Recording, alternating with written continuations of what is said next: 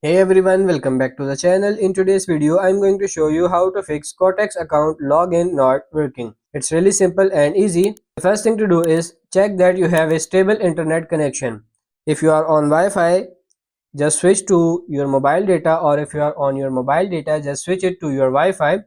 And after that, just clear your browser cache and cookies. Sometimes stored data in your browser can cause login issues. To do this, open your browser and click on these three dots and tap on this history button here. Now tap on the delete browsing data button, then select the time range and simply delete all time. Now go back. Now simply try logging in again.